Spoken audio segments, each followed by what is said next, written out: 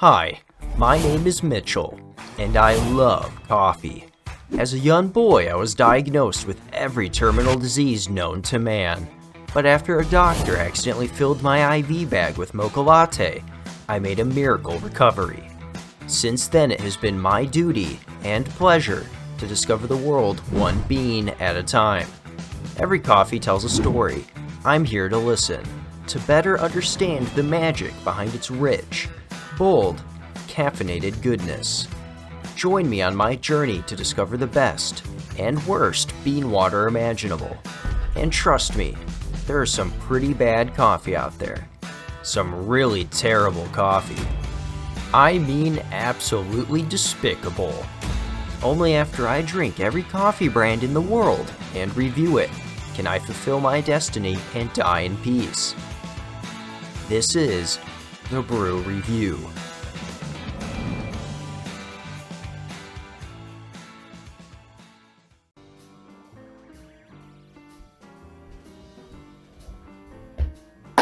Whoa!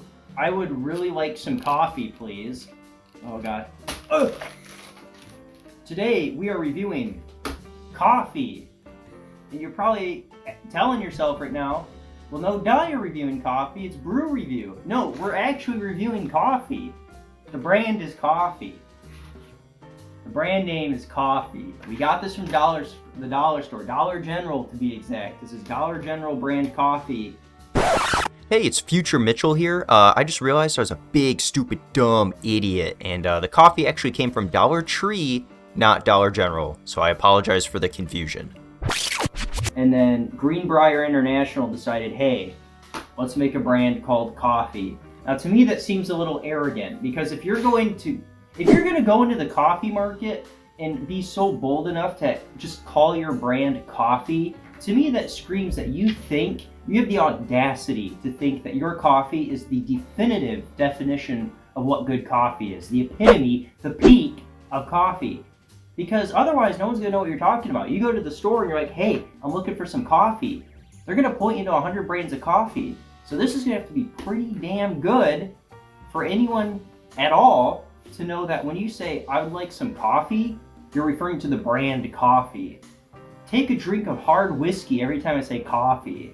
And if you're below the age of 21, take 2 shots of whiskey every time I say coffee. Future Mitchell here again. Just a quick word to not take a drink of alcohol unless you are of legal drinking age, because underage drinkers go to hell. Sorry, but that's what the Bible says. We're gonna brew this up. I'm gonna review it. I don't have high hopes because it was literally $1. You know what they say, if you only paid $1, get ready to holler. We're in the kitchen. And we're gonna make some coffee. Roasted ground coffee. It's the breakfast blend. The first thing I need to do though to really get an idea of what I'm in for, what kind of treat or disaster I'm in for, is I have to take a whiff. I gotta take a nice little huff. So let's just open this baby up. Okay. First impressions. Smells like green tea. Smells like green tea. It's like they turned green tea brown and called it coffee. This smells like nothing. It smells like catnip, but green tea. Smell this. It's nothing. Let me give There's it a no whiff. smell. Yeah, I smell a little something, but So far, I'm not impressed because it smells like actual nothing. I mean, green tea, even to an extent, has a smell. I mean, I'd have to liken it to green tea. It doesn't smell like anything else. It's nothing. It's like cardboard dust, but they colored it brown.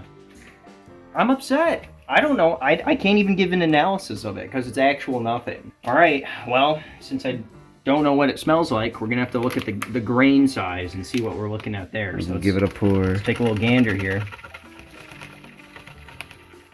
Okay. Not as powdery, not as finely ground. Oh.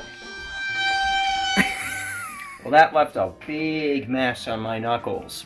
What'd you do there? I didn't do shit. This is like if I ran my hand through some wood chips. You know, if you remember Cafe Bustelo, not a speck left on my knuckles. And you might be thinking, well, Mitch, your knuckles are just dirty and sticky from that thing you did earlier. But they're not. They're clean. I washed my hands. This is raw, real footage of this nothing sticking to my knuckles. So far, in those grounds, look at that. That looks like the kind of soil you'd see at the base of a rotten log. That looks like if termites went to town on a nasty, decrepit log and then shit that out. So not only does it smell bad, no, actually, scratch that. It doesn't smell like anything. I wish I could say it smells bad. It doesn't. It also left doo-doo on my knuckles. And I'm not impressed by the size of those grounds. So, it's pre-filled. Get a shot of me pushing the button. Sure. Where's your button? Oh, down here. Now we're gonna wait and see what I'm in for. 5 minutes later.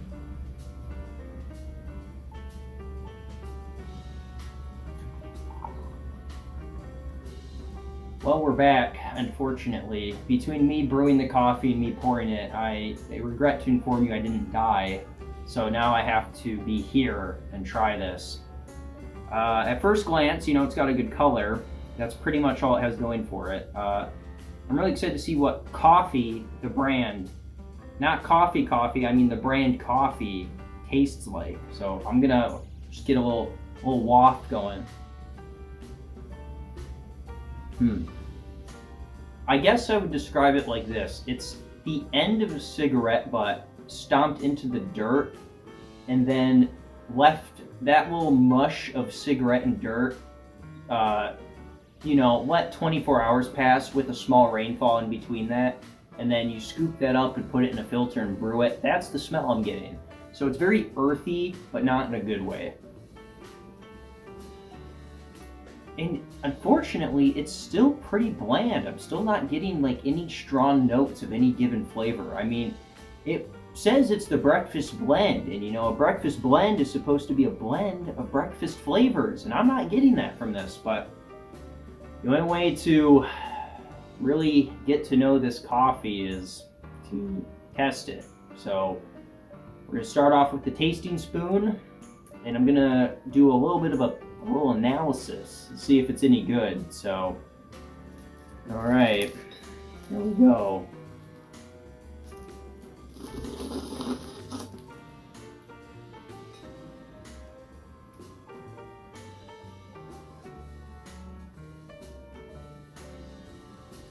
Okay, so there's a small flavor there.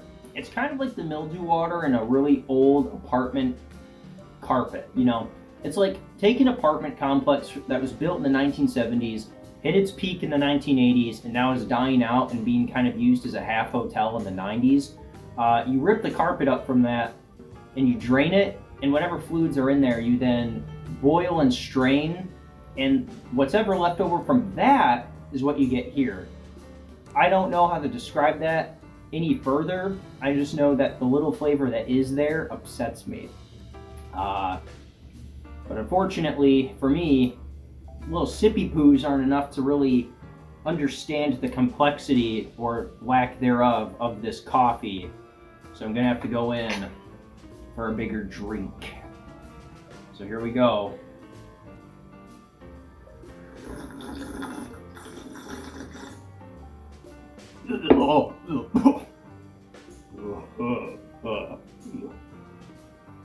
Okay. No, that wasn't. I bet you. Okay. Yeah, I bet you're all thinking, oh, you're just being dramatic. No, that was bad. That was. It started off okay, and then it got bad. And now I don't really want to take another drink, but okay. I'll take another drink just to give it a fair shot. So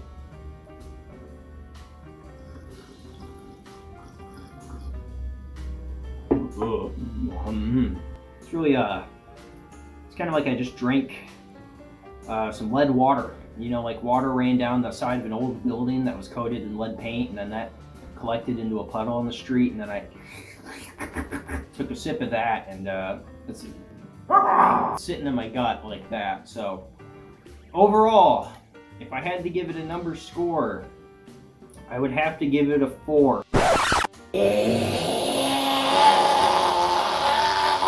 It's a 2. I decided I didn't want it to be a 4. It's a 2. I thought long and hard about it. 4 is too high. The Mitchell that said it was a 4, stupid, naive, probably had mind fog due to the terrible coffee he just drank. It's a 2. It's smooth, but only because it literally has no notes of flavor. It's actually nothing. But yet somehow it defies that fact, and in the mouth, I have to assume it combines with both the air and bacteria and creates this weird swill that, honest to goodness, is not good. It's not good. And it's kind of how it tricks you, because you go in for a drink and you're like, oh, I don't smell anything, I don't really taste anything, this is going to be really, really bland. And it is bland, but that's how it traps you, because then once it's in the back of your throat, the sleeper agent kicks in and the flavor you get is just doo-doo. I managed to survive, and I cannot really condone anyone drinking it. I think the only people who are going to drink this are not even people on a budget. Now you may be thinking, well, it's only $1, you know, it's better than nothing. No, nothing's better than nothing. This is a waste of $1. You could get a scratch-off ticket for $1 and win $5 and go buy a good brand of coffee. So, the brand coffee, not a very tasty coffee.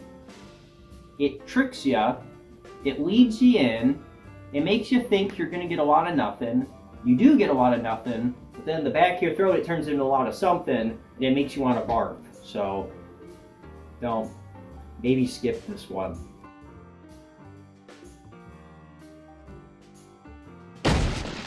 Yeah.